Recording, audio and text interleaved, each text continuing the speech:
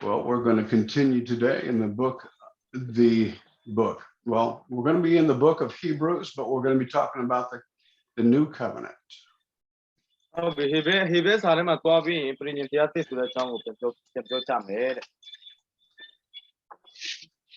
Now, last week we were talking about Jesus came to be in the right moment. Jesus was sent by God to do one thing. What was it?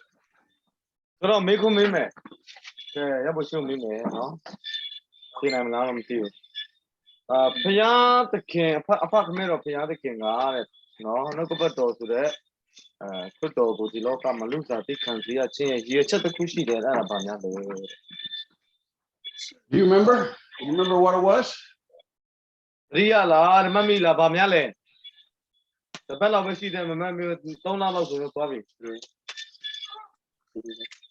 Galatians, the book of Galatians. Let's go there real quick. Galatians chapter 4.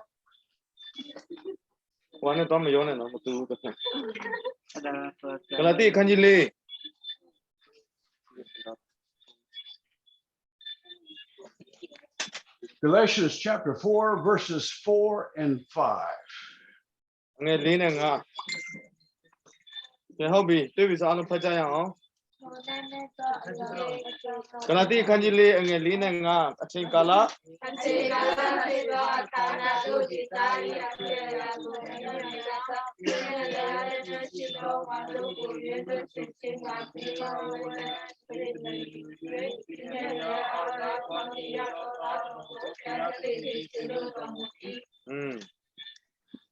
So Jesus was sent for the purpose to redeem us from the law.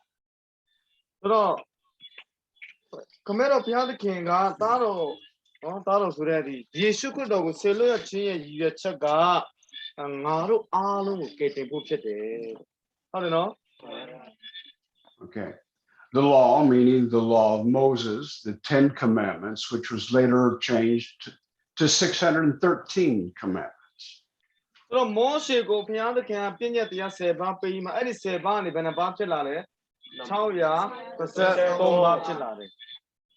All right.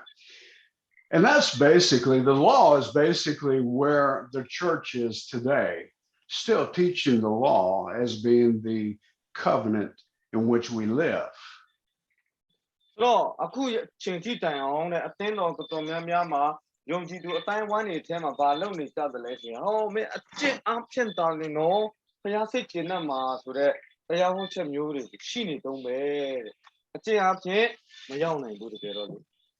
People look at the law, the law of Moses, the 10 commandments, and they say, well, if we're going to be a Christian, we need to live like that.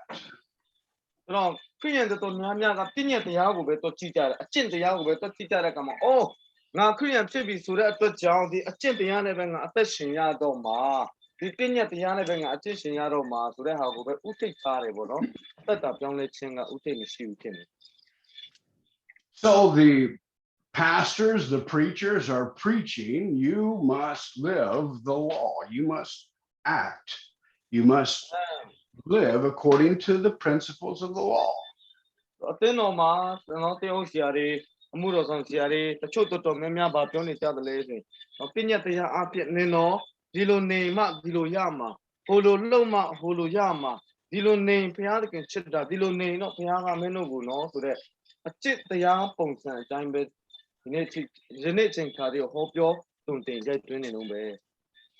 But Jesus came to rescue us, to redeem us from that law.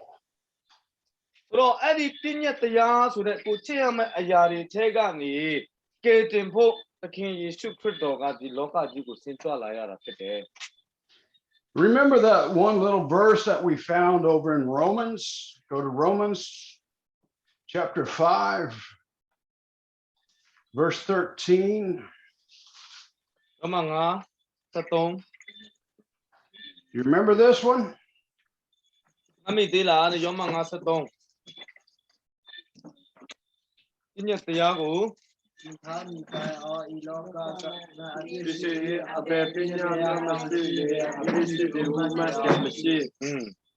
Okay. It says, where there is no law, sin is not imputed to man. So, pinya tiya so the edi ayata. Loka di ma mashibu so ye. Ngaro ani ne pinya tiya mashi de to chang. A chin chin sa malo de to chang. A pis so de ya mashibu lo pyo lo ya. But the law came, and it came through Moses, and it made man responsible. So Moshe abe bhya de kinga pinya tiya ko pi lai de kha ma lu de ma lai shaw ya me, lai chin ya me, lai lo ya me tawin shi la. It made man accountable. From this point,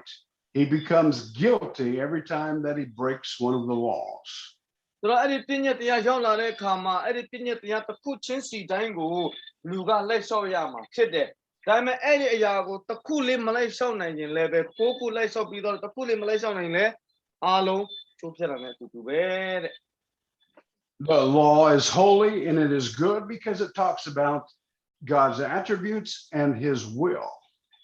ဆိုတော့ပြည့်ညတ်တရားကဒါဆိုရင်မကောင်းဘူးလားလို့ပြန်လဲစဉ်းစားတွေးခေါ်လိုက်တဲ့အခါမှာပြည့်ညတ်တရားဆိုတာကောင်းတယ်ဘာလို့လဲဆိုတော့အဲ့ဒီပြည့်ညတ်တရားဆိုတဲ့အရာကြီးကဖယားသခင်ရဲ့သဘောတဘာဝနဲ့ဖယားသခင်ရဲ့အလိုတော်ကိုပေါ်ပြညွန်ပြနေတဲ့ပြည့်ညတ်တရားဖြစ်တဲ့အတွက်ကြောင့်ဖြစ်တယ် And as we were looking last week, the law tries to put an outside influence upon man to make him change. ဆိုတော့ပြည့်ညတ်တရားကအပြင်ပန်းကနေပဲလူကိုပြောင်းလဲစေဖို့ရန်ကြိုးစားနေတယ်ဘယ်လိုပြောချင်တာလဲဆိုရင်လူကနော်ကိုယ့်နဲ့ကိုယ်ကောင်းအောင်နေမယ်စိတ်မဆိုးအောင်နေမယ်ရိုးသားအောင်နေမယ်မမှုတာမပြောအောင်နေမယ်လို့အပြင်ပန်းကနေပဲကြိုးစားပြီးမှလှုပ်ဆောင်ခြင်းတဲ့အရာကပြည့်ညတ်တရားပဲဖြစ်တယ် And it comes in the form of regulations, commandments. ဆိုတော့အဲ့ဒီပြည့်ညတ်တရားလူတစ်ယောက်ရဲ့အပြင်ပန်းကိုပြောင်းလဲဖို့သူကအမြဲတမ်းကြိုးစားခြင်းဖြစ်စေတယ်ဆိုတော့သူ့စီမှာကြိုးစားရမယ့်အရာတွေအများကြီးဥတီမှလာနေပြီ But as we saw last week, man is still living by the fruit of the knowledge of good and evil. ဆိုတော့ပြီးခဲ့တဲ့အပတ်မှာပြောခဲ့တဲ့အတိုင်းပဲနော်ကိုကျင့်ရမယ့်အရာလုပ်ရမယ့်အရာအများကြီးကိုမှလှုပ်ဆောင်မယ့်အရာရောက်လာတဲ့အခါမှာလူကဘာနဲ့စဉ်းစားတယ်လဲဆိုတော့ကောင်းမကောင်းဆိုတဲ့အဲ့ဒီအသိဉာဏ်နဲ့ပဲစဉ်းစားတယ် So man uses his mind, his emotions, and he rejects a lot of these laws because it's not convenient for him. ဆိုတော့အဲ့လိုသူလိုက်ရှောက်မယ့်အရာတွေအများကြီးကသူ့စီမှာဥတီပြီးမှလာနေတဲ့အတွက်ကြောင့်သူကအုံနောက်နဲ့စဉ်းစားလိုက်တယ်ကောင်းလားမကောင်းဘူးလားစဉ်းစားလိုက်တဲ့အခါမှာသူ့အတွက်တက်တောင့်တက်တာမရှိတဲ့အရာမျိုးလိုက်ရှောက်မယ့်ပြည့်ညတ်တရားဆိုသူကဖယ်ပစ်လိုက်ရောနော်သူ့အတွက်တက်တောင့်တက်တာဖြစ်စေမယ့်အရာလွယ်တဲ့အရာမျိုးကိုကြတော့လိုက်ရှောက်တယ် I know it's the will of God. It's written in the Bible, but I choose to reject it because I want to be happy.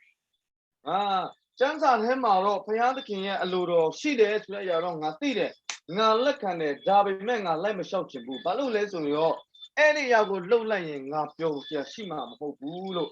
ပြောသူ့ကိုယ်သူကောင်းမကောင်းအုံနောက်လေးနဲ့ပိုင်းခြားတဲ့အတွက်ကြောင့်ဘုရားသခင်ရဲ့အလိုတော်ကိုငြင်းပယ်တယ် So here's the problem with the law. ဆိုတော့ပြည့်ညတ်တရားနဲ့ပတ်သက်လာရင်အဓိကပြဿနာကဒါပဲလူတိုင်းလိုက်မလျှောက်နိုင်ကြဘူးလိုက်မကျင့်နိုင်ကြဘူး The law will never change the heart of man. တော့ပြည့်ညတ်တရားကလူတစ်ယောက်ရဲ့အတွင်းနှလုံးသားကိုပြောင်းလဲသွားအောင်လုပ်နိုင်စွမ်းတကူမရှိဘူး The law ministers to the mind in rules and regulations. ဆိုတော့အဲ့ဒီပြည့်ညတ်တရားကလူရဲ့ခေါင်းထဲမှာနော်ဟာဒါလို့ရင်ကောင်းပါမလားဒါလို့ရင်မကောင်းဘူးလားဆိုတဲ့အမှားအမှန်ကောင်းမကောင်းဆိုတဲ့အရာနဲ့ပဲပိုင်းခြားပြီးမှကိုကြိုက်တဲ့ဟာကိုယူတယ်မကြိုက်တဲ့ဟာကိုပယ်တယ်အဲ့ဒါလောက်ပဲပြည့်ညတ်တရားကလူတစ်ယောက်ရဲ့အသက်တာမှာထိရောက်မှုရှိတယ်ကျန်တဲ့အပိုင်းမှာတော့ဘာမှအစွမ်းမရှိဘူး The law makes you responsible, but the law does not give you the ability to obey it. ပညာတရားရှိလာတဲ့အတွက်ကြောင့်ဒီမှာရှိတဲ့လူတွေအားလုံးလည်းလိုက်ဆောက်ဖို့လိုအပ်လာတယ်ဒါပေမဲ့ခက်တာကအဲ့ဒီအရာကိုလုံနိုင်ဖို့ငါတို့မှမတတ်နိုင်ကြဘူး Why do we see in our churches people still sinning and they cannot overcome that sinful nature? Why do we see that? တော့မြင်ဘူးလားတဲ့ကိုယ့်ရဲ့အသင်းတော်ကိုယ့်ရဲ့ရွာနော်ကိုယ့်ရဲ့ပတ်ဝန်းကျင်မှာအော်နော်ငါယုံကြည်သူပါခရစ်ယာန်ပါလို့ပြောပြီးမှအပြစ်ထဲကနေမလုံမြောက်နိုင်တဲ့သူတွေမြင်ဘူးလားတချို့ဆိုရင်အမှုတော်ဆောင်ရင်းနဲ့ကုန်းချတဲ့ဟာတွေနော်ဆလီတောတဲ့ဟာတွေတစ်ပတ်နှစ်ပတ်ဆွဲပြလိုက်တဲ့ဟာတွေဆိုတော့အဲ့ဒါပြီးတော့တနေ့ကိုကြပါလို့လေနောက်ကပတ်တော်ပြဟောတယ်ဆိုတော့ဒီရတော့တကယ်တော့အပြစ်ပဲလေနော်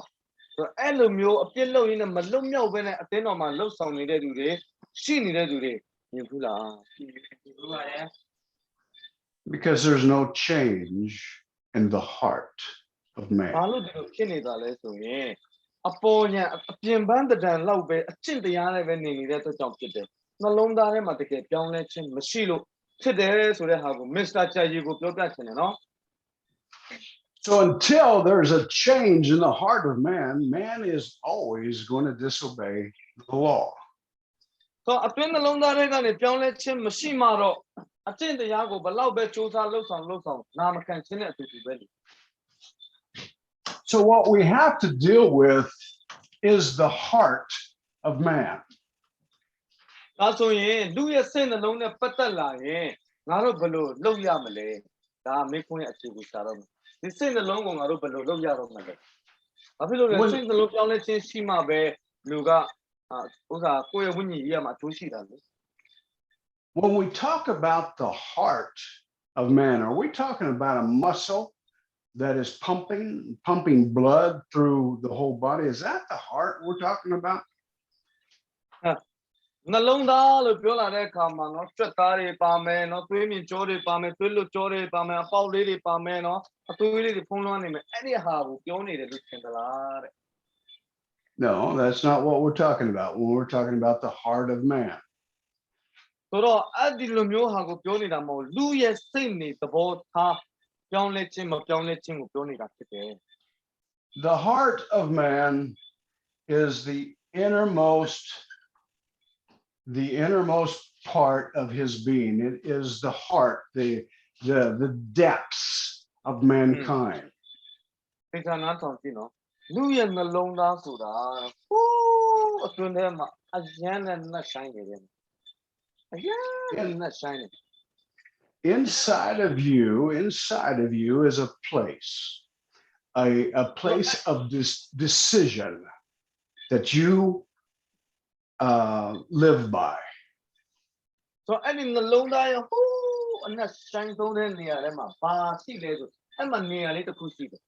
အဲ့ဒီနေရာကဘာနေရာလဲဆိုရင်သုံးပြတ်ချက်ချသောနေရာလို့သိကြရတယ်အဲ့ဒီသုံးပြတ်ချက်ချသောနေရာဆိုတဲ့အရာကအဲ့နှလုံးသားရဲ့အနက်ဆိုင်ဆုံးနေရာမှာရှိတယ် God sits on a throne, and from that throne, he issues decrees to establish his kingdom.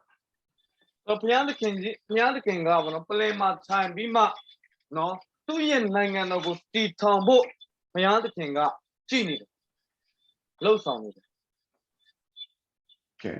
that throne is a place of government. It is the place of decision that the will is put into action. ဆိုတော့ဘုရားသခင်ထိုင်တဲ့ပလင်သူတို့ပြောလိုက်တဲ့အတွက်ကြောင့်အဲ့ဒီပလင်ရဲ့အရှိမတရားစီရင်ခြင်းတွေရှိမယ်စီရင်ဆုံးဖြတ်ချက်ချခြင်းတွေကိုရှိမဲ့နေရာဖြစ်တယ် You also have a throne, which is the heart. The throne, I'm just going to make a little chair here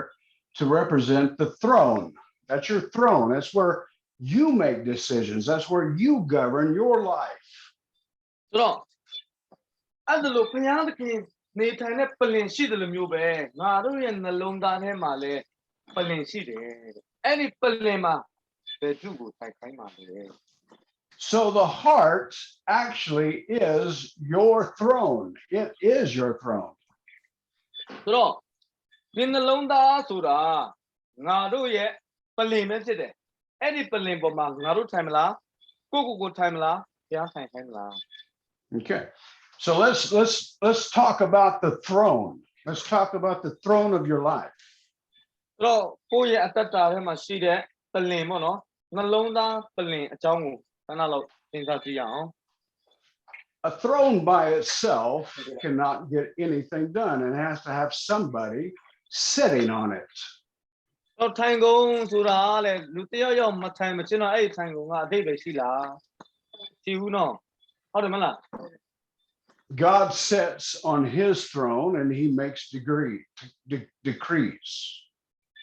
ဘုရားသခင်ကသူ့ရဲ့ပလင်မှာမလုပ်လဲထိုင်တယ်ထိုင်ပြီးမှသူလှုပ်ဆောင်ရမယ့်အရာတွေကိုအားလုံးသူအမိန့်နဲ့အလုပ်လုပ်နေတယ်ဘုရားက A king sits on his throne and he also makes decrees based upon his will. ဆိုတော့အဲ့ဘုရားသခင်ကဘယင်တကာဘယင်အရှင်တကာအရှင်ဆိုတဲ့ဘုရားသခင်ကသူ့ရဲ့အလိုတော်ဆိုတဲ့အရာပေါ်မှာအခြေခံပြီးသူ့ရဲ့အလိုတော်ဆိုတဲ့နှလုံးသားပေါ်မှာအခြေခံပြီးမှအလုံးလုံးတော်ဘုရားသခင်ဖြစ်တယ် But man in the beginning, when God created Adam before he fell, God was the person sitting upon the throne of man. ဆိုတော့အာဒံနဲ့အေဝအတိမစားခင်အပြစ်မရောက်ခင်မှာအာဒံနဲ့အေဝရဲ့နှလုံးသားထဲမှာဘယ်သူထိုင်နေတယ်လဲဆိုတော့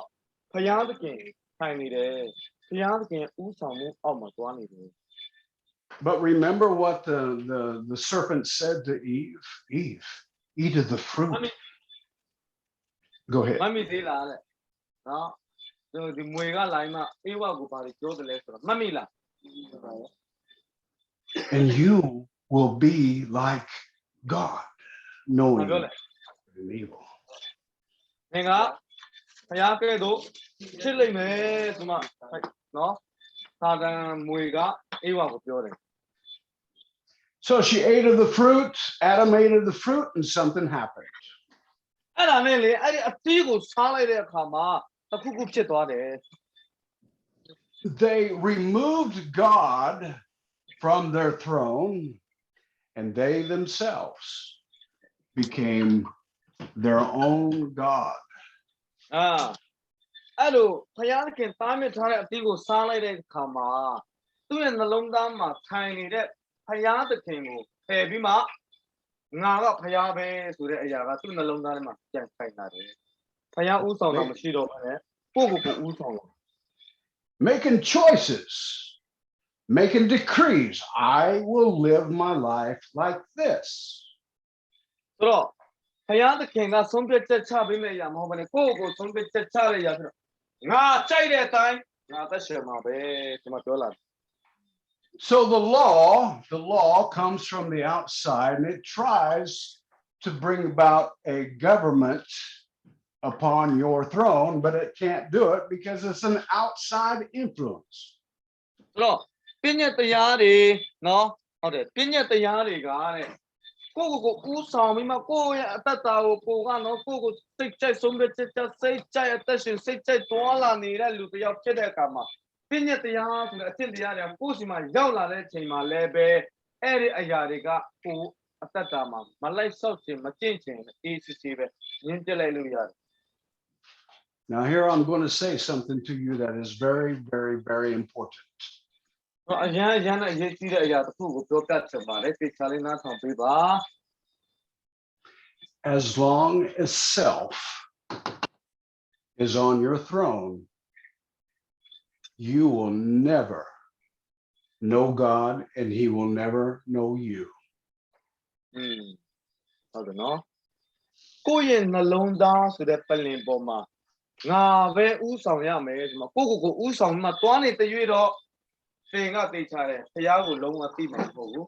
ဘုရားကလည်းသင်ကိုလုံးဝသိမှာမဟုတ်ဘူးအဲ့ဒါကလောကသားလေး Something has to happen to the heart of man. ဘုရားသခင်ကိုသိဖို့ဆိုရင်ဘုရားကလည်းကိုယ်သိဖို့ဆိုအဲ့နှလုံးသားတစ်ခုခုဖြစ်ဖို့လိုအပ်တယ် There has got to be a change of the throne. There's got to be a change where God becomes seated upon the throne once again. အဲ့ဒီနှလုံးသားဆိုတဲ့ပလင်မှာတစ်ခုခုပြောင်းလဲဖို့လိုအပ်တာကဘာလဲဆိုရင် ကိုအဲ့ဒီပလင်ပေါ်မှာကိုယ့်ရဲ့စိတ်ဆန္ဒအရာထိုင်နေတဲ့အရာကနေဖယ်ပြီးမှဘုရားသခင်ကိုထိုင်ပါလို့ယုံကြည်လက်ခံပြီးနေရာပေးဖို့ဖြစ်တယ် Without God being seated upon the throne, you are destined to that self-righteousness, that self-centeredness that still keeps you separated from God. ဆိုတော့ငါပဲငါ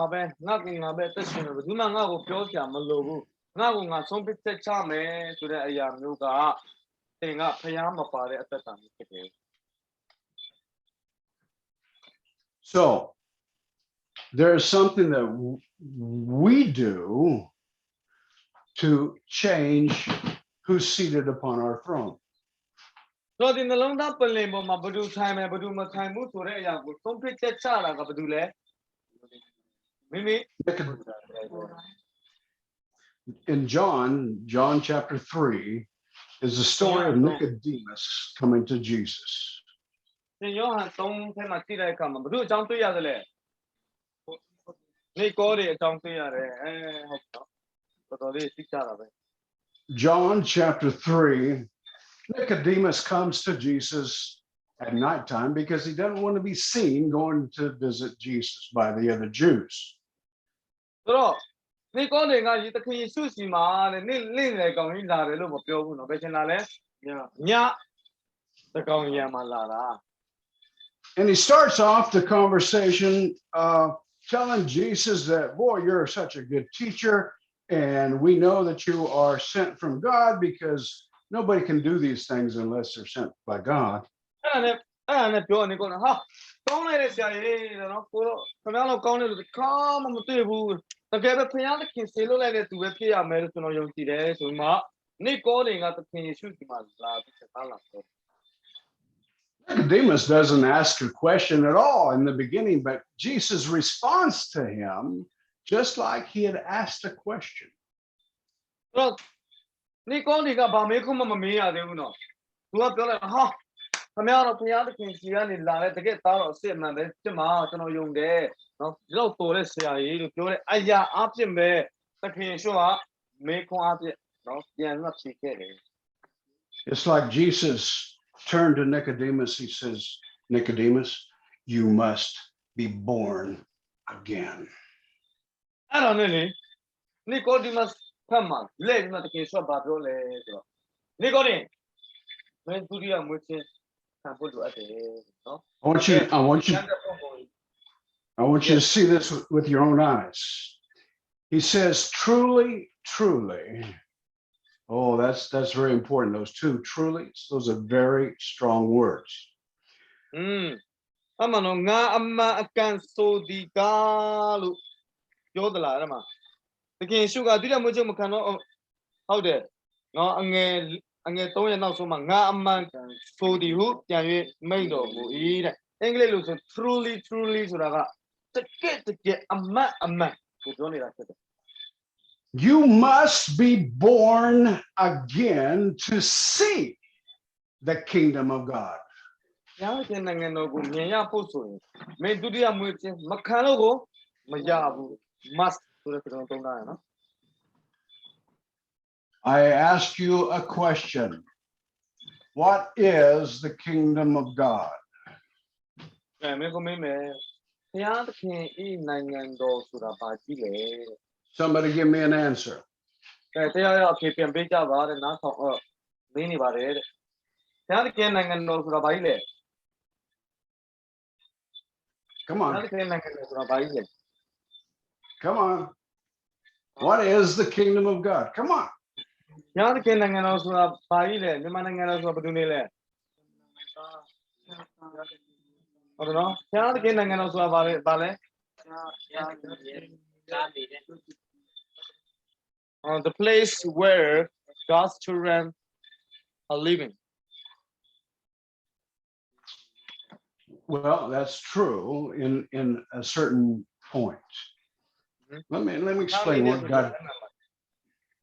The kingdom is a government that God resides over. He It's His will. We're not talking about so much a place as we are a will of God that establishes a government over things. ဆိုတော့နေရာဆိုတဲ့အကြောင်းကိုအဓိကပြောနေတာမဟုတ်ဘူးတဲ့အလိုတော်စိတ်ဆန္ဒဆိုတဲ့အကြောင်းကိုအဓိကပြောနေတာဆိုတော့ဘုရားသခင်နိုင်ငံတော်ဆိုတာပါလေ The kingdom of God is God's will that establishes a culture.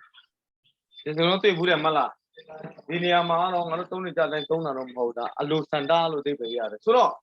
ဘုရားသခင်နိုင်ငံတော်ဆိုတာပါလေဘုရားသခင်ဤအလိုတော်ဆိုတဲ့အရာကိုပေါ်ပြနေတာဖြစ်တယ်တဲ့ We know that God lives in the third heaven. ဘုရားသခင်ကကောင်းကင်ဘုံဘယ်တစ်ခုမြောက်မှနေထိုင်တာလဲ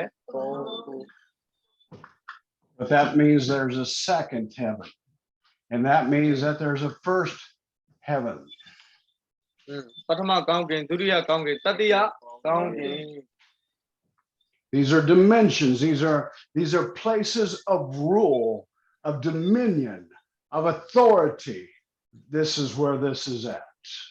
ဆိုတော့ဒီတနေရာချင်းစီမှာအုပ်စိုးခြင်းအခွင့်အာဏာအလိုတော်အုပ်ချုပ်မှုပုံစံအမျိုးမျိုးရှိတယ်မဟုတ်လား So in the third heaven where God actually has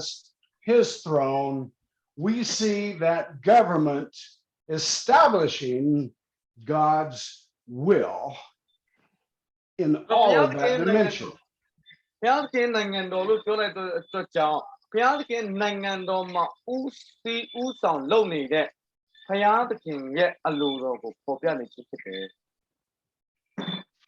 But this rule and this reign can come to this dimension where we live. ဆိုတော့တတိယကောင်းကင်မှာရှိတဲ့ဘုရားသခင်ရဲ့အလိုတော်ကဘယ်တစ်ခုမြောက်မှာရှိတဲ့နေရာကိုဆင်းလာလို့ရတယ်လေ The Jesus says that the kingdom of God is in you. ပထမကောင်းကင်ဖြစ်တဲ့ဒီငါတို့နေခံတဲ့ကမ္ဘာမြေကြီးကိုဆင်းလာလို့ရတယ်ဆိုတော့ဘုရားသခင်ရဲ့အလိုတော်ကဘယ်ထဲမှာရှိတာလဲငါတို့ရဲ့နှလုံးသားပလင်ပေါ်မှာရှိချင် If you are a child of God, the kingdom of God resides in you.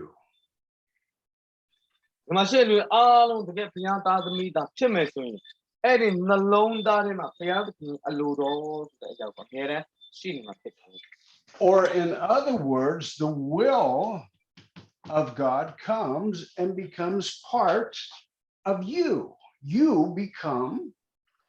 an extension of God's will. ဆိုတော့ဘုရားသခင်ရဲ့အလိုတော်ကတတိယကောင်းကင်ကနေဆင်းလာပြီးပထမကောင်းကင်မှာနေထိုင်တဲ့လူသားတွေနှလုံးသားထဲမှာနေရာယူလာတဲ့အခါမှာဘုရားသခင်ရဲ့အလိုတော်ကနှလုံးသားထဲမှာနေရာယူလာတယ်နှလုံးသားထဲမှာနေရာယူချင်းခံရတဲ့လူကပဲဘုရားရဲ့အလိုတော်ကိုကျေပြတ်အောင်လုပ်ဆောင်တာဖြစ်တယ် So Jesus says to Nicodemus, if you're not born again, you can't even see the kingdom of God. You will have no idea of what it is. ဆိုတော့ဒီကောင်းကင်ကိုတခင်ရှုပြောတာဒီဒုတိယမွေးချင်းတကယ်မကြဘူးဆိုရင်တော့ဘုရားသခင်ရဲ့နိုင်ငံတော်ကိုမမြင်ရဘူးလို့ပြောခဲ့တယ်နော်အဲ့ဒါဘာများဆိုလိုတာလဲ You see, today there are people that have no idea what the will of God is. They don't have any idea what the kingdom of God is. ဆိုတော့အဲ့ဒါဘာဆိုလိုလဲဆိုဘုရားသခင်အလိုတော်ကဘယ်လိုရှိသလဲဘုရားသခင်သဘောတဘာဝကဘယ်လိုရှိသလဲဆိုတော့နားမလည်နိုင်ဘူးလို့ပြောနေတာဒါကြောင့်များစွာသောလူတွေကဘုရားသခင်ရဲ့အလိုတော်ကဘာလဲဘုရားရဲ့နိုင်ငံတော်ကဘာကြီးလဲဆိုတဲ့အရာကိုနားမလည်ဘဲနဲ့အသက်ရှင်ပြီးမှခင့်ရဖြစ်နေတဲ့သူတွေအများကြီးရှိပါတယ် And they live their life as a natural man, just a natural man. ဒါကြောင့်လူတွေကလေသူတို့မွေးချက်မခံရတဲ့အခါမှာဘုရားသခင်အလိုတော်အကြောင်းကိုနားမလည်ဘူးဘုရားရဲ့နိုင်ငံတော်အကြောင်းကိုနားမလည်ရတဲ့အခါမှာငါတနေ့လုံးမှတနေ့စားရတာငါသူများနဲ့မတူဘူးငါမှကလေးတွေရှိတယ်ဒါပြီးအမြဲတမ်းပဲမြင်မှငါကတဘာဝအလျော့ပေါ့နော်လူသားတယောက်ပါပဲဒီချက်ဘာမှမထူးခြားပါဘူးဆိုတော့ In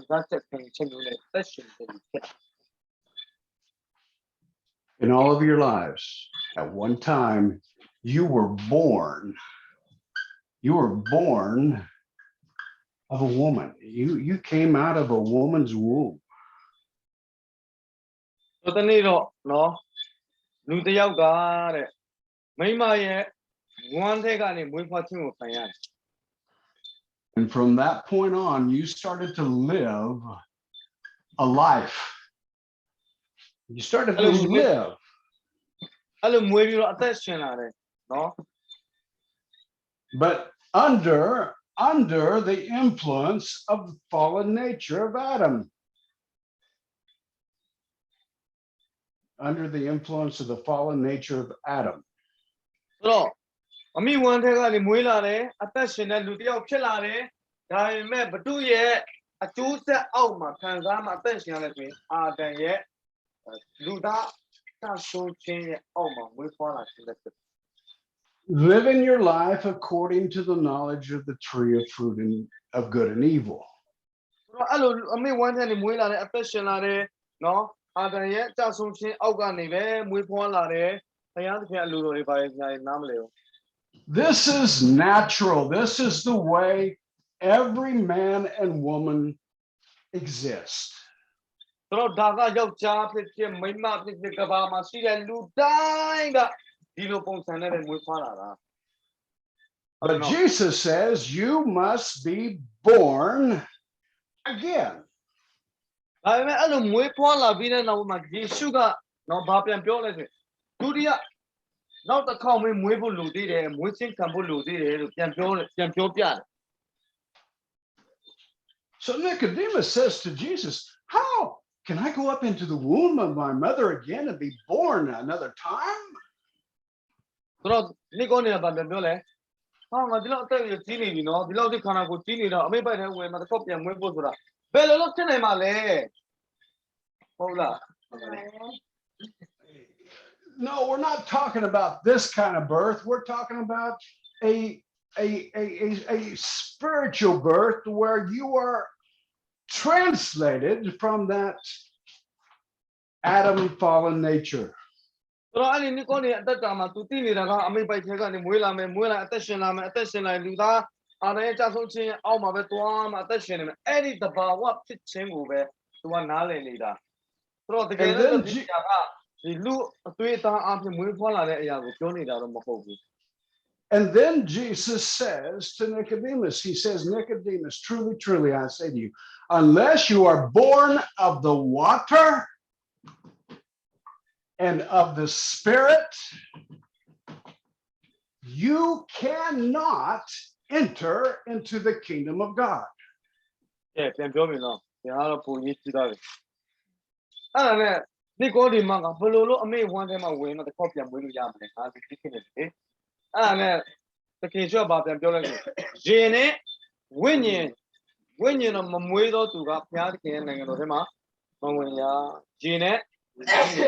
အခုနော် What does it mean to be born of the water? What does it mean to be born of the Spirit?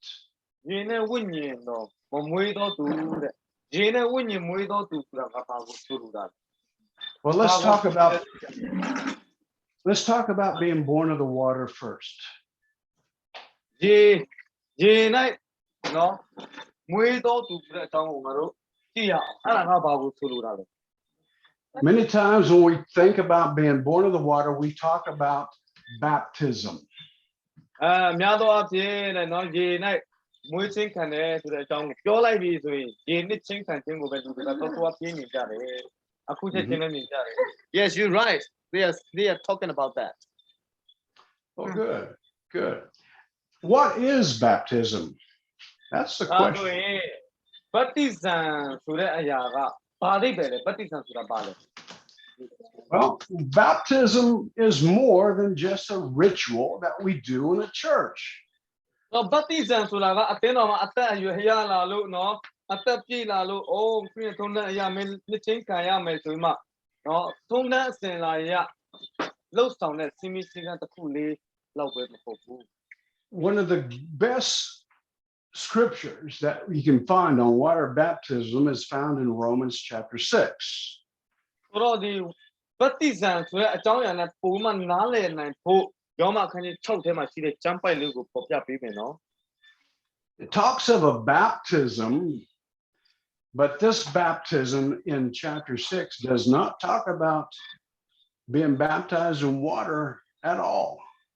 ဆိုတော့ယောမအခန်းကြီး6မှာရှိတဲ့အကြောင်းအရာကရေထဲမှာဗတ္တိဇံယူတဲ့အကြောင်းအရာကိုပြောတာမဟုတ်ဘူးရေထဲမှာဗတ္တိဇံယူတဲ့အကြောင်းကိုပြောနေတာမဟုတ်ဘူးရေတစ်သက်မှရေအကြောင်းတစ်ခုမှမပါဘူးဒီထဲမှာ I challenge you to find the word water in anywhere in chapter 6. ဆိုတော့ဒီယောမအခန်းကြီး6ထဲမှာအခန်းကြီး6ငယ်1ကနေအဆုံးထိကြည့်လိုက်အဲ့ဒီထဲမှာရေဗတ္တိဇံနဲ့ပတ်သက်တဲ့ရေဆိုတဲ့စကားလုံးတွေ့ပြီဆိုရင်နော်တွေ့ရောတွေ့နိုင်ပါမလားလို့ငါစဉ်းခေါ်ချင်တယ် But it's definitely talking about baptism. ဒါပေမဲ့တေချာလာကဘာကြောင့်ပြောနေတာလဲဗတ္တိဇံအကြောင်းပြောနေတာပဲဒါပေမဲ့ရေထဲမှာတွေ့တဲ့ဗတ္တိဇံတော့မဟုတ်ဘူး Actually, you get baptized before you enter into the water. ဆိုတော့ဒီမှာယောမခန်းကြီး6ထဲမှာပြောနေတဲ့ဗတ္တိဇံကမင်းတင်တို့ရေထဲမှာရေဗတ္တိဇံမခံယူခင်မှာရမယ်ဗတ္တိဇံကိုပြောနေတယ်နော်တေချာနားလေလားအခုပြောတဲ့ဒီဗတ္တိဇံကရေထဲမှာယူတဲ့ဧကတူဝေဗတ္တိဇံကိုပြောနေတာမဟုတ်ဘူးဟုတ်ပြီနော်ဆိုတော့အဲ့ဒီဟာမရခင်မှာပထမဦးဆုံးအရင်ဆုံးရမယ်ဗတ္တိဇံကိုပြောနေတာ Baptism is a decision, a choice that you have to make. ဆိုဗတ္တိဇံဆိုတာရွေးချယ်ရမယ့်အရာဖြစ်တယ်ကိုဆုံးဖြတ်ချက်ချရမယ့်အရာဖြစ်တယ်ရွေးချယ်ရမယ့်အရာဆုံးဖြတ်ချက်ချရမယ့်အရာဖြစ်တယ် Walking into the water and allowing the pastor to submerge you into the water, that is nothing more than an outward expression of what is happening on the inside of you. တော့တင်းဦးဆရာလာမယ်ခမဲတော်တောင်းတန်ရှင်းတော်ဝင်တော်နဲ့ပလုံးသူမပေးလိုက်မယ်နော်အဲ့ပေးလိုက်မှပြန်ထလာမယ်ပြီးဘာမှထူးခြားသွားတာရှိမှာမဟုတ်ဘူးအတွင်းနှလုံးသားတွေကနေကြောင်းလဲတဲ့အရာရှိတယ် You see my left hand, you see this ring that's on my left hand? တော့ကျွန်တော်ရဲ့ဒီဘယ်ဖက်လက်မှာရှိတဲ့ဒီလက်စွပ်လေးကိုတွေ့လားဒါရဲ့ What is that ring? ဒီလက်စွပ်ကဘာလက်စွပ်များလဲတဲ့ That ring is a wedding ring. Wedding ring ဆိုတာကလက်စွပ်ဖြစ်တယ် That ring tells you, every one of you, when I wear it on that finger, I am married. ဒီလက်စွပ်ကိုကြည့်လိုက်မယ်ဒီလက်စွပ်ကလက်စွပ်ဖြစ်တယ်ဒါပေမဲ့ဒီဘယ်ဖက်လက်ရဲ့ဒီလက်တကြွယ်မှာထည့်ထားတယ်ဆိုဒီလက်စွပ်ကိုထည့်ထားတွေးလိုက်တာနဲ့ဒီလူကတော့အိမ်ဆောင်ရှိတယ်ဆိုတာကိုဒီတိုင်းသိ But the marriage that my wife and I came into had nothing to do with this ring. ဆိုတော့ကျွန်တော်နဲ့ကျွန်တော်ဇနီးနဲ့အိမ်ဆောင်ပြုတ်ထားတဲ့အရာကနော်အိမ်ဆောင်ပြုတ်ထားပြီးပြီဒါပေမဲ့ဒီလက်စွပ်ရှိလားမရှိလားဆိုတာကအရေးကြီးသလား She and I stood before a man of God, before God himself, and we made vows one to another. တော့ကျွန်တော်နဲ့ကျွန်တော်မိန်းမကလည်းဘုရားသခင်ရှေ့မှာတယောက်နဲ့တယောက်မျက်နှာချင်းဆိုင်ပြီးမှဂတိတစ္ဆာနဲ့ပြုခဲ့ကြတယ် I promise you that I will provide for you, that I will love you, that I will honor you. နော်ငါမျိုးဂတိပေးပါလေနင်လိုငါထောက်ပံ့မယ်နော်နင်လိုအပ်သမျှကိုငါဖြည့်ဆည်းပေးမယ်နင်ကိုငါစွမ်းကုန်ချစ်မယ်ဂတိတွေပေးမယ် For better or for worse, for richer or for poorer, I will be faithful to you. ချမ်းသာသည်ဖြစ်စေဆင်းရဲသည်ဖြစ်စေနော်အဆင်ပြေသည်ဖြစ်စေအဆင်မပြေသည်ဖြစ်စေခက်ခဲသည်ဖြစ်စေလွယ်ကူသည်ဖြစ်စေဘယ်လိုအခြေအနေမှာပဲဖြစ်ဖြစ်နင့်ကိုငါချစ်ပါမယ်လို့ And she says to me, and I'll be faithful and loving to you also.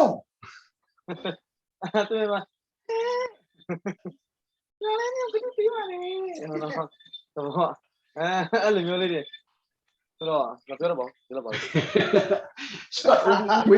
we're making vows one to another.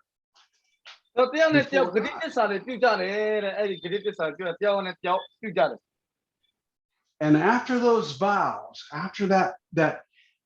dedication of an inward decision, then the ring was placed upon the finger.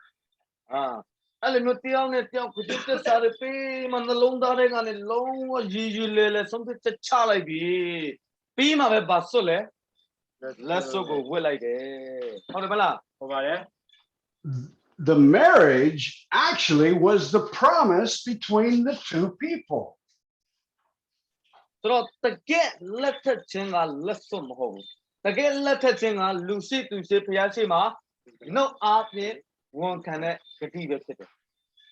And the ring is a testimony to you that I'm married.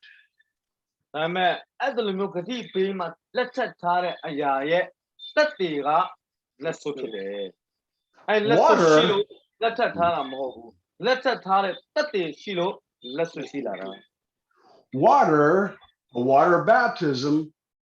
in the church is nothing more than like the ring, putting it on the finger.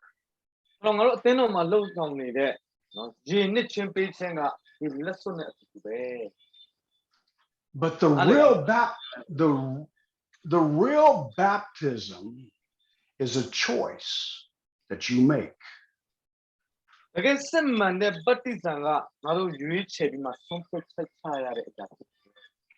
What is that choice? What is that decision that you have to make?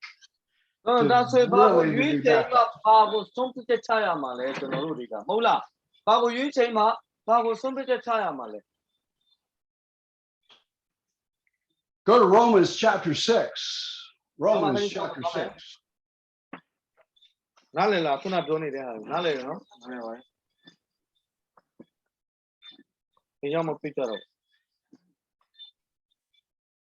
All right, let's look at verses 3 and 4.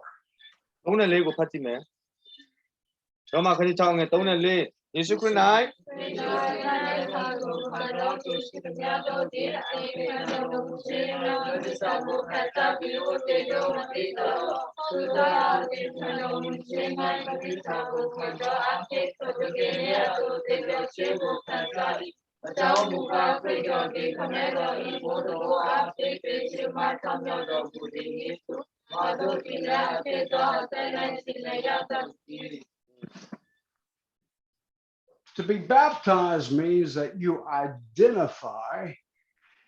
with the death of Jesus Christ.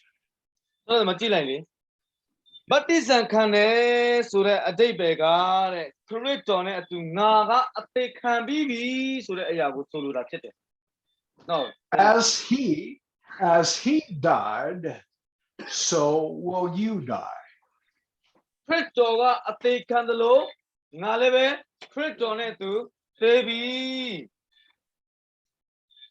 How did Jesus die?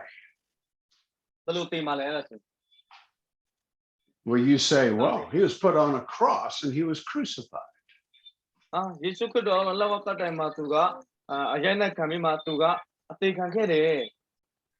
Well, that's true, but he died even before getting on the cross.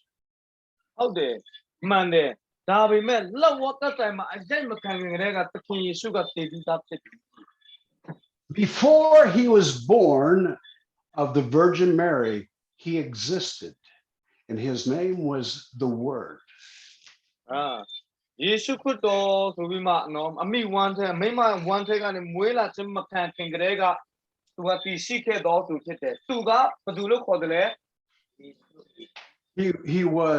He was with God and he was God.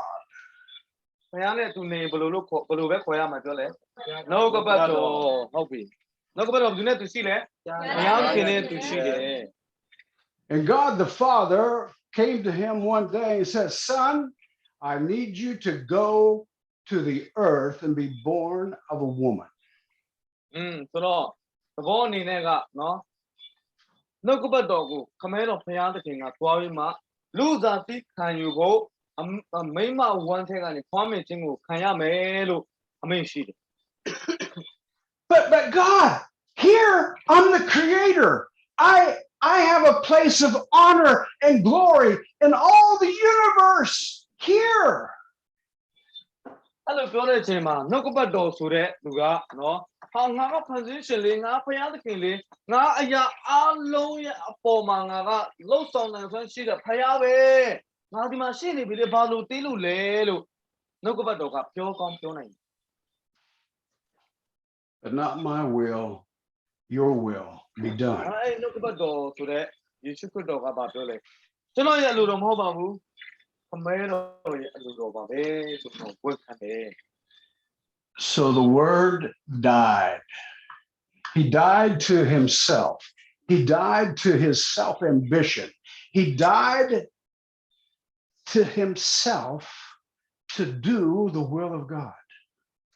ဆိုတော့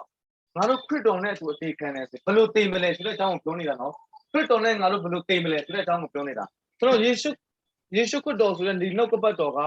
သူ့ရဲ့အလိုတော်ကိုခါထားပြီးမှခမဲတော်ရဲ့အလိုတော်ကိုဝန်ခံပြီးမှလူသားတိကိုခံတယ်အဲ့ဒီအရာကကိုယ့်ရဲ့အလိုကိုသိသိချင်းလို့ပြောရတယ် Turn with me to the book of Philippians, chapter 2. အခန်းကြီး1ကိုပြန်သွားကြည့်မယ် Chapter 2, we'll start reading at verse 5. And we will read 5, 6, 7, 8. 5, 6, 7, and 8. ဟုတ်ပြီနော်ဖိလိပ္ပိအခန်းကြီး1အငယ်9ကနေ10ထိဖတ်ကြမှာဖြစ်တယ်အားလုံးတွေ့ပြီဆိုရင်ယေရှုခရစ်၌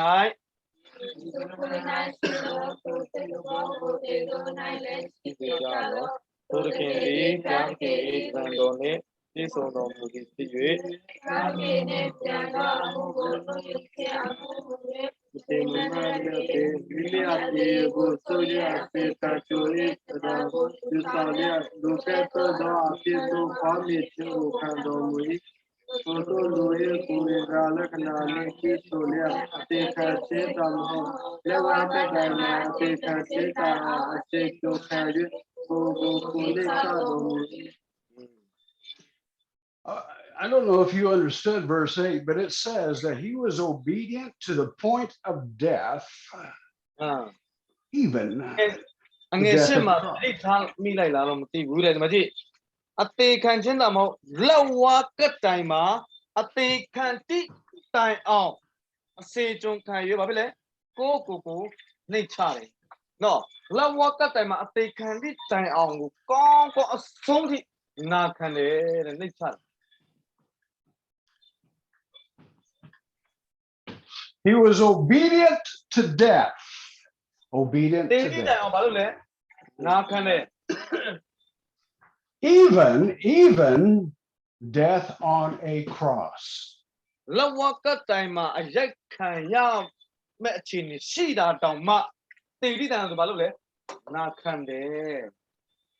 death on the cross was the maximum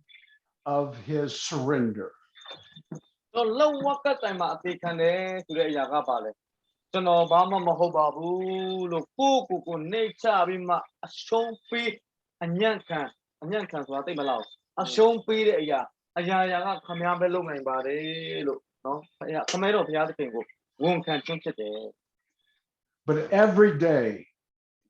he was doing the will of God, not his will. He was dying to his will every day. ဆိုတော့တကယ်ရှိခိုးတော့လောကမှာသက်ရှင်တဲ့အခါမှာ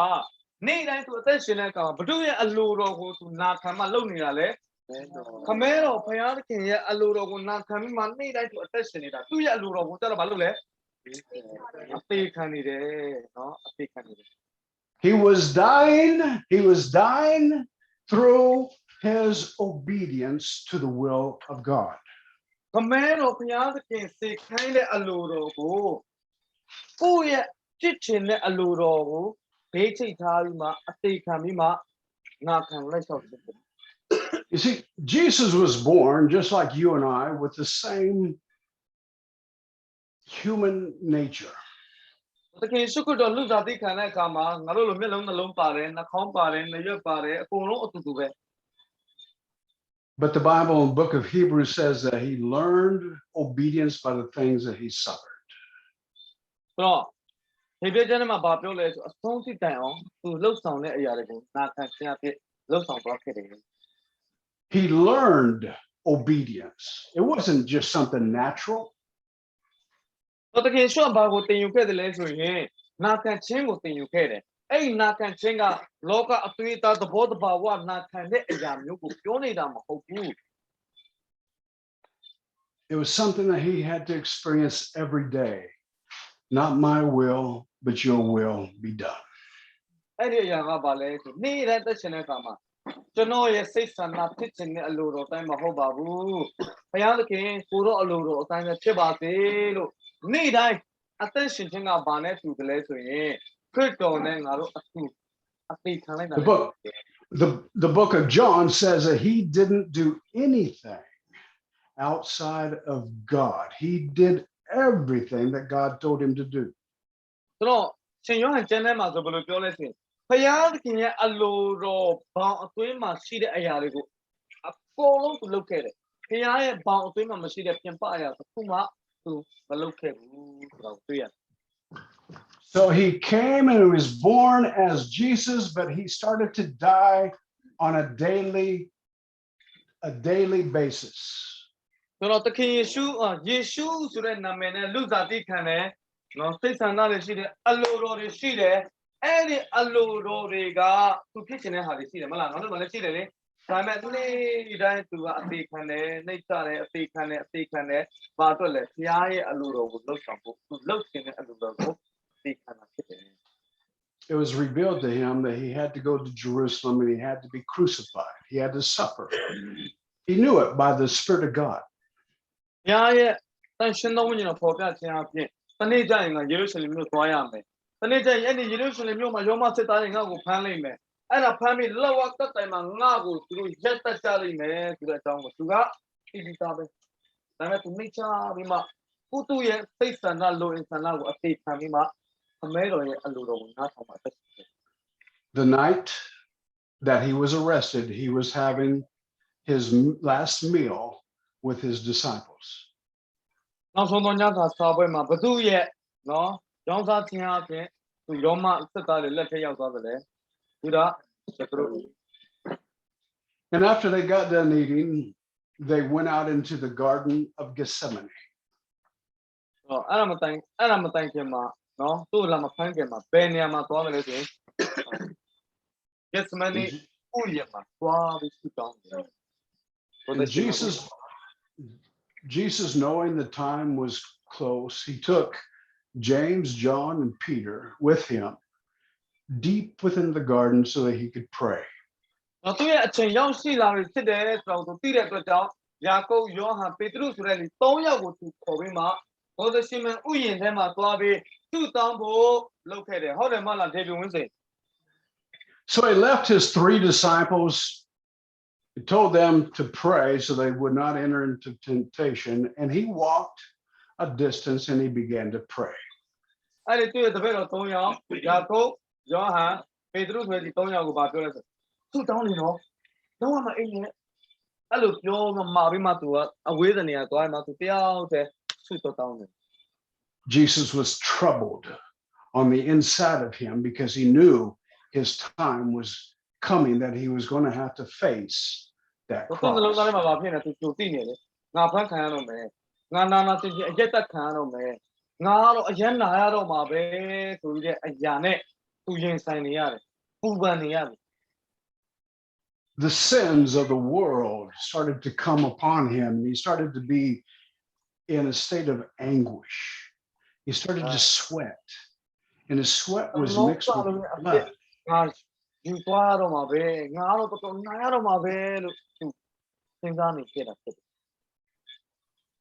And as he was praying,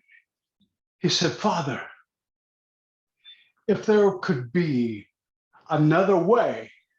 take this cup from me. အဲ့ဒါသူဆုတောင်းတော့ဘာပြောသလဲဆိုရင်တော့ဘယ်လိုပြောသလဲဆိုရင်လေ ဘုရားသခင်ခမဲတော်ဘုရားဒီခွက်ကိုတရားရောက်စီမှာလွတ်နော်ပေးလို့ရပေးလိုက်ပါနော်ကျွန်တော်ဒီခွက်ကနေလွန်သွားလို့ရလွန်သွားချင်ပါတယ်ဆုတောင်းတယ်မလားဟုတ်ပါတယ် The cup that he was referring to was the cross, dying, being crucified on a cross. အဲ့ဒီခွက်ကဘာခွက်ကိုပြောနေတာလဲလက်ဝါးကတ်တိုင်မှာအသေးခံခြင်းဆိုတဲ့ခွက်ကိုပြောနေတာဖြစ်တယ် And there was an inside struggle going on within him. He didn't want to die. ဒီအတွင်းနှလုံးသားမှာကြည့်လိုက်တခင်ရွှတ်သေးခြင်းလားဘယ်သေးခြင်းမလဲဒီအချိန်မှာတော့ဣရှမင်းကိုငါရေးလာဖမ်းမယ်ဆိုရင်သူဘယ်လောက်ထိတောက်နေမလဲမဟုတ်လားအမလေးချွေးတွေပြန်မှနော်မျိုးဖြစ်ရင်ဖြစ်နေမှာ He wanted to live just like you and I want to live. He wanted to live. ငါတို့အသက်ရှင်တယ်လို့သူလည်းရှင်ချင်မလားရှင်ချင်တာပေါ့ဟုတ်တယ်မလားဟုတ်ပါလေ So he cries out, after not hearing anything, he cried out a second time, Father, if there be another way, take this cup from me. အဲ့နောက်တစ်ချိန်ဆုတောင်းအမေတော်ဖျားဒီခွက်ကိုလွန်ပေးသွားလို့ရရင်လွန်ပေးပါလို့သူပြန်ဆုတောင်းတယ်တဲ့ I want to live. I don't ငါ want လွ to န်သွား die. ငါမသိချင်ဘူး And the third time he prayed. He, သုံးချိန် he မြောက်မှာ prayed သူဆုတောင်းတယ် he prayed the same thing, but then he came to realize ဒီခွက်ကိုလွန်သွားလို့ရရင်လွန်သွားပေးပါလို့သုံးချိန်မြောက်သူဆုတောင်းတယ် that the cross was the will of God. ဒါပေမဲ့အဲ့ဒီခွက်ဆိုတဲ့အရာကလက်ဝါးကတ်တိုင်ကိုပြောနေတာအဲ့ဒီလက်ဝါးကတ်တိုင်ဆိုတဲ့အရာကဖျားသခင်ရဲ့အလိုတော် And so once again, he makes the final, utmost decision to die. အဲ့နဲ့နောက်ဆုံးတကယ်ကိုဆုံးဖြတ်ချက်ချပြီတကယ်ဆိုကရွေးချယ်ပြီးဆုံးဖြတ်ချက်ချပြီ I want to live, but I want your will more than my own life. ကျွန်တော်အသက်ရှင်နေတယ်ဖခမဲတော်ဒါပေမဲ့ဖခမဲတော်ရဲ့အလိုတော်ကပိုအရေးကြီးပါတယ်မတူဘူး And then he cried out, he says, not my will, but your will be done. And he died before he went to the cross. အဲ့ဒါနဲ့သူကဆုတောင်းပြီကျွန်တော်ရဲ့အလိုမဖြစ်ပါစေနဲ့ခမဲတော်ရဲ့အလိုဖြစ်ပါစေလို့လောက်ဝကတ်တိုင်မှာအသေးမခံခင်ကြတဲ့ကနေသူဘာဖြစ်သွားပြီလဲအသေးခံနဲ့ပြီးသားဖြစ်ပြီဟုတ်တယ်မလားအသေးခံနဲ့ပြီးသား So his death, we are supposed to identify with his way of dying. ဆိုတော့သခင်ယေရှုခရစ်တော်ကခမဲတော်ဘုရားသခင်အလိုတော်ကိုဝန်ခံခြင်းကလောက်ဝကတ်တိုင်မှာမရောက်ခင်သူအသေးခံခြင်းဖြစ်ခဲ့ပြီးတဲ့လိုမျိုးပဲဒီနေ့ငါတို့ရဲ့အသက်တာမှာလည်းပဲဘုရားသခင်အလိုတော်ကိုဝန်ခံဖို့ငါတို့ရဲ့အလိုတွေကိုသိခံမှရမှာဖြစ်တယ် And that death is I choose to die to my self-desire. အဲ့ဒီအသေးခံခြင်းဆိုတဲ့အရာကငါရွေးချယ်တယ်ငါရဲ့အလိုတော်တဲ့ဘုရားအလိုတော်ကိုငါဆောင်တော်သူဖြစ်ဖို့ငါရွေးချယ်မယ်ဆိုတဲ့အရာကိုရွေးချယ်ရင်ဆုံးဖြတ်ချက်ချခြင်းဖြစ်တယ် I choose to get off of my throne where I am seated as the God of my life. ငါနှလုံးသားဆိုတဲ့ပလင်ပေါ်မှာငါကိုငါထိုင်တာတဲ့ဘုရားသခင်ကိုထိုင်ဖို့ငါရွေးချယ်မယ်ဆိုတဲ့ဆုံးဖြတ်ချက်ချခြင်းဖြစ်တယ် It's hard because you are been so accustomed to living for you. အဲ့လိုလုပ်တာအရင်လွယ်တယ်လေမဟုတ်လားလွယ်လားခက်လားအော်ခက်တာပေါ့နော်လွယ်တဲ့အရာတော့ဘာရှိလဲဘာသာတရားဒလိထုံးစံတိုင်းတနေ့လာလဲဒီချိန်ရောက်ဒီလိုလုပ်မယ်တနေ့လာလဲဒီချိန်ရောက်ဒီလိုလုပ်မယ်ဒလိထုံးစံနဲ့သွားနေရင်တော့လွယ်လေးပဲမဟုတ်လား Your death is that yourself has got to come off of your throne and die. ဆိုတော့ဘုရားသခင်ကိုယ့်ရဲ့နှလုံးသားပလင်မှာနေရာပေးလိုက်ရင်ကိုယ့်ရဲ့အလိုတော်ဆိုတဲ့အရာကတစ်ဖြည်းဖြည်းအောက်မှာဆင်းလာပြီးဘာဖြစ်မလဲတည်သွားမှာခမဲတော်ဘုရားရဲ့အလိုတော်ဘုရားရဲ့အလိုတော်ပါပဲဆိုမှဝင်ဆက်လာမှာ No longer are you going to be in control. No longer are you going to live your life for you. You make a decision. အဲ့နှလုံးသားပလင်မှာဘုရားသခင်ကိုနေရာပေးဖို့ရွေးချယ်ပြီးဆုံးဖြတ်ချက်ချလိုက်ပြီဆိုရင်ကိုယ်အသက်ရှင်တဲ့အသက်ကကိုယ့်ရဲ့ဆုံးဖြတ်ချက်ကိုယ့်ရဲ့အလိုကိုယ့်ရဲ့စိတ်ကြိုက်တယ်မဟုတ်ဘဲနဲ့ဘာပဲလုပ်ဘုရားသခင်ဘယ်လိုအလိုတော်ရှိမလဲမသိဘူးဘုရားသခင်အလိုတော်ကဘယ်လိုလဲမသိဘူးဆိုတဲ့အရာကိုရှာတတ်လာဖြစ်တယ် That's the symbol of me putting you under the water. That is death to you. ဆိုတော့ I'm sorry, could you please again? Like in baptism, baptism in water, that's the symbol of me putting you under the water. You are dying to self. ဟုတ်ပြီနော်ဆိုတော့အဲ့နှလုံးသားထဲကနေဘုရားသခင်ကနှလုံးသားပလင်မှာနေရာပေးပြီးမှဘုရားလိုတော်တိုင်းကအသက်ရှင်မယ်လို့ရွေးချယ်မှဆုံးဖြတ်ချက်ချလိုက်တဲ့အခါမှာအဲ့ဒီရဲ့တက်တွေကဘယ်မှာတွေ့ရတယ်လဲဆိုရင်သင်အောင်ဆရာကခမဲတော်တော်တန်ရှင်တော်မင်းတော်ဘလုံးဆိုတဲ့ပေးတဲ့နေရာမှာတက်တွေတွေ့ရတယ်နော်နားလေ Self has got to die. ဆိုတော့ကိုယ့်ရဲ့အလိုကတည်စီရမယ်ဟုတ်တယ်နော် You've got to say, it is not my will, but your will be done. You've got to say that. Not my will. Not my will. ဆိုတော့ကျွန်တော်တို့ဘာဘယ်လိုပြောရမလဲကျွန်တော်ရဲ့အလိုတော်မဟုတ်ပါဘူးကိုရောရဲ့အလိုတော်ပဲဖြစ်ပါစေဆိုတဲ့အရာကိုဝန်ခံတတ်ဖို့အရင်ရည်ရှိတယ်အဲ့ဒီရန်နှလုံးသားထဲမှာပြောင်းလဲသွားပြီဆိုရင်ရည်နှစ်ချင်းခံခြင်းအပြင်နော်ငါကတကယ်နှလုံးသားထဲကပြောင်းလဲသွားတဲ့လူတစ်ယောက်ပါဆိုတဲ့အရာကိုလူတိုင်းကိုပေါ်ပြနေတယ် If it's not your will, then whose will is going to be in charge? ဆိုတော့ငါတို့ရဲ့အလိုတော်မဟုတ်တော့ဘူးဘုရားရဲ့အလိုတော်လေနှလုံးသားပလင်ပေါ်မှာထိုင်နေတဲ့သူရဲ့အလိုတော်ဖြစ်သွားပြီ God becomes the final authority in your life. You put him back on the throne of your life. နှလုံးသားပလင်ပေါ်မှာဘုရားသခင်ထိုင်နေတဲ့အတွက်ကြောင့်ငါတို့အသက်တာရဲ့အခွင့်အာဏာတကူအားလုံးကဘယ်သူမှရှိလဲဘုရားသခင်စီမှာပဲရှိတယ် final authority ဆိုတာလောကမှာရှိတဲ့ခွင့်အာဏာတကူအားလုံးကအချုပ်ကဘုရားသခင်စီမှာပဲ When I baptize you, I place you under the water, and that's death to self. ဟုတ်ပါနော်ငါကဥမာရရှိဖို့ကိုရေထဲမှာပလုံးဆိုမှယနေ့ပေးလိုက်တယ်အဲ့ဒီနေ့ပေးလိုက်တဲ့အတိတ်ပဲကငါကခွတ်တော်နဲ့အတူတည်ပြီးမှငါရဲ့နှလုံးသားပြောင်းလဲသွားပြီဘုရားကငါနေရာပေးလိုက်ပြီဆိုတဲ့အတိတ်ပဲမျိုးပဲဖြစ်တယ် But do we leave you under the water? ဆိုတော့အဲ့ဒီရေအောက်ထဲမှာနေသေးလားတဲ့နောက်ရေထဲမှာဆရာနှစ်ချင်းပေးလိုက်ပြီကွာရေထဲမှာဒါပေမဲ့အဲ့ဒီရေထဲမှာပဲအမြဲတမ်းနေမလား No. The other part of baptism is that you come out of the water. နှစ်ပြီးရင်တော့မလုပ်မလဲရေထဲကနေပြန်ထွက်လာမှာပဲလေအဲ့ဒါနောက်အပိုင်းဖြစ်တယ် In a new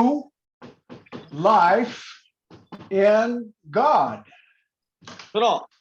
ခရစ်တော်နဲ့သူတည်လိုက်ပြီရေထဲကနေပြန်ထွက်လာပြီဆိုအသက်တော့အသက်တာနဲ့ဘုရားသခင်နဲ့သူရှိပြီပေါ့နော် Or in other words, you are now willing to live a life for God. အဲ့လိုမျိုးအသေးခံပြီးမှအသက်တော့အသက်တာနဲ့ပြန်ထလာတဲ့အခါမှာဘုရားသခင်ကဘယ်လိုကြင်ညာလဲဘုရားသခင်အတွက်အသက်ရှင်ဖို့မင်းထိုက်တန်တယ်ဆိုတော့ဘုရားကကြင်ညာလိုက်တာဖြစ်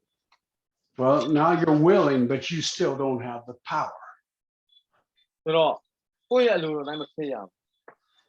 You've done your part. Now you have made a decision to die, and you've made a decision to live for his will. ဆို So need I am the room of the symbol of it. Here came Kuro Luro of the Bati, Kuno Luro of the Bati, Kuro Luro of the Bati, Kuno Luro of the Bati. So Hunan, I'll think it at time. Put a mina Payamira, Payami Pupone, Payaluro Pupone to the Yavutoni. You have passed through the water. You have been born of the water. So, he ran the Twanabi, and I got Gene. The water deals with you. It's you, your decision, the water. Any giga, Vale, who is so get after Nick. I think I've moved in the Gazimo, who is so get And that just gets you to the point where God can now work in you by his power, which is being born of the Spirit, which we'll talk about next week.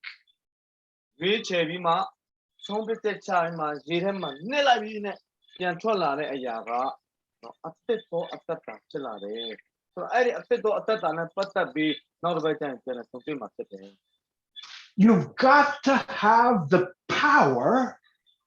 to change in the way that now you want to change. So, we must compete we must put on a thing, can we can tell a bit of that pillar. Go, master, go to the Yashila. Young legends to go. Just because you've made a decision to die to yourself doesn't give you the power to overcome.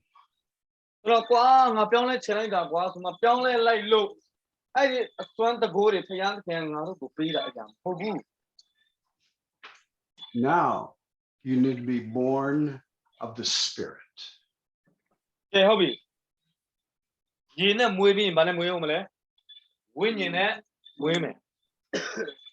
Without being born of the Spirit, you do not have the power to overcome.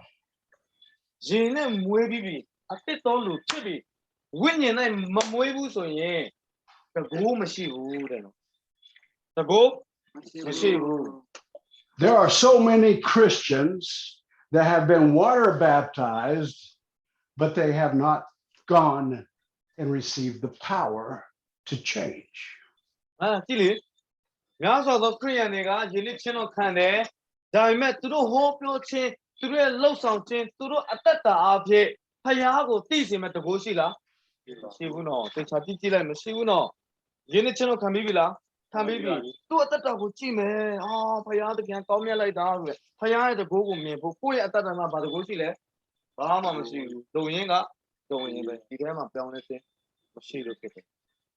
That power only comes through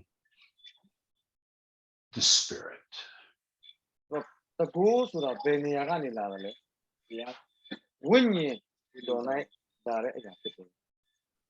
We're past time. I'm sorry for going longer than I should have.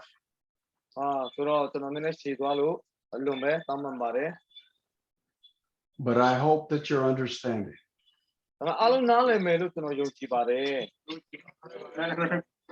You see, the important thing is that we get into the kingdom of God.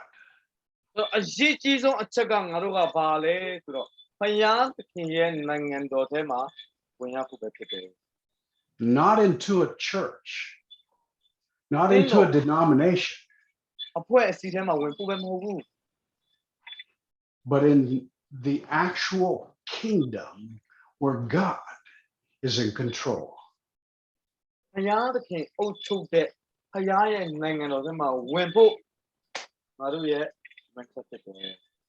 Okay.